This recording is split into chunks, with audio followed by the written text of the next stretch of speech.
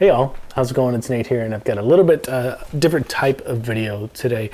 It's basically on playing slow versus playing with no mistakes, and I'll give you the backstory on it. We just finished up our first Guitar Fam growth group, which is like a 12-week accountability group that people join up when they join Guitar Fam, and we just help each other and hold each other accountable over 12 weeks to work towards some guitar goals. And one of the topics that came up, and I'll have to thank one of our members, Jim, for this, is the difference between, we're talking about playing slowly to get things down, and the difference between playing slowly and then playing with no mistakes. And it's kind of a big difference, and it may not seem like it at first, but I'll set this up for you. When I sit down on my porch, because that's where I do a lot of my fingerstyle practice, and I think to myself, okay, I know I have to practice very slowly when I'm getting, more complicated stuff, fingerstyle stuff like what I was playing at the beginning of this down.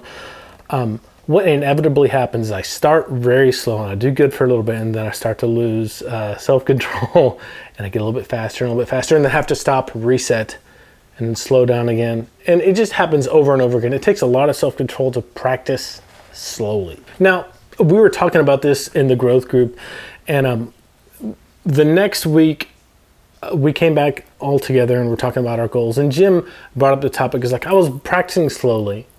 And one thing dawned on him, that practicing for no mistakes is better than practicing slowly.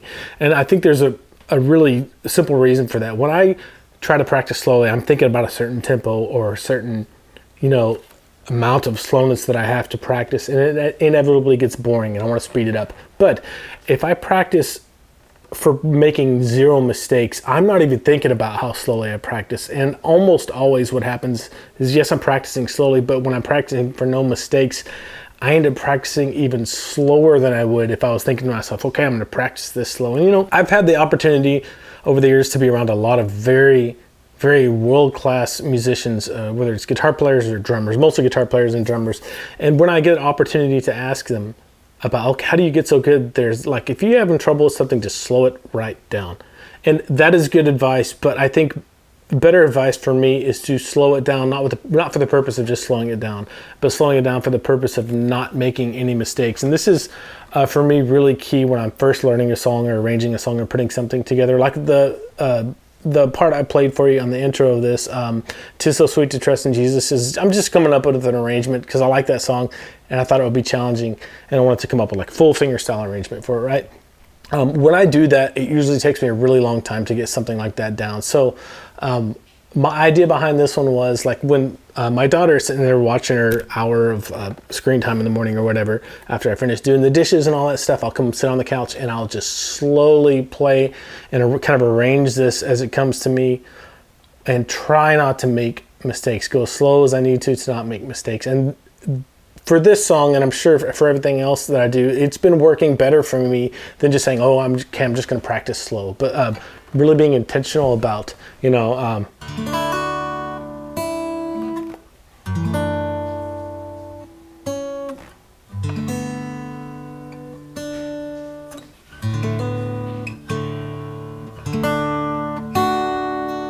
what's next?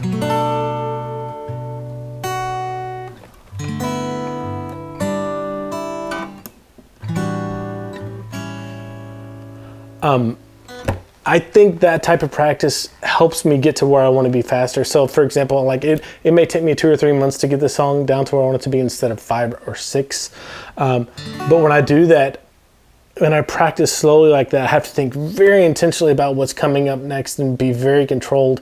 And like, don't get me wrong, this isn't the type of practice you need to do all the time. At some point, you got to get on the horse and ride and see what it's like to play it fast, right? But when you're just getting things under your fingers and programming in where your fingers need to go to play a song like this. If I play through that again, see, I missed something right there.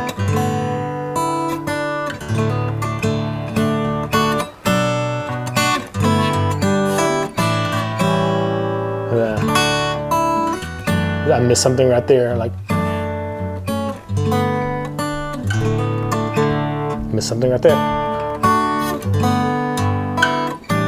Missed something right there. Okay, and as opposed to practicing for not making mistakes. I think it will keep you from programming in mistakes, and it will help you learn a song faster. So here's playing through it with that mentality of mistakes instead of just playing slow, right?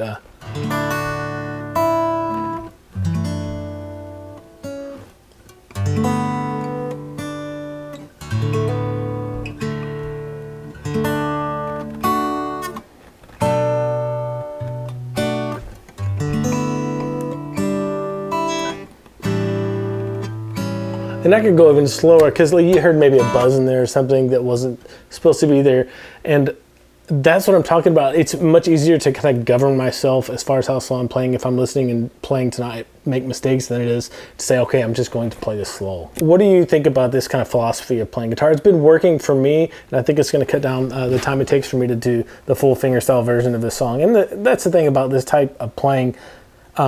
If you make one little mistake in a 3.5 minute song and you're recording this for a video or for an album or something, then you're hooped. And the only type of practice that makes this feasible is practicing without mistakes. So let me know, does just playing slow and having that mentality work for you, or do you need to practice mistake free, or have you ever even tried to practice mistake free? And this doesn't apply to just fingerstyle; it can apply to any type of playing as far as stylistically goes. Now, one thing I will say, playing like this has helped me with other songs that I haven't played in a while. Like I picked up and played a Doc Watson song that I haven't played in probably 4 or 5 months, and I played through it and it wasn't too bad.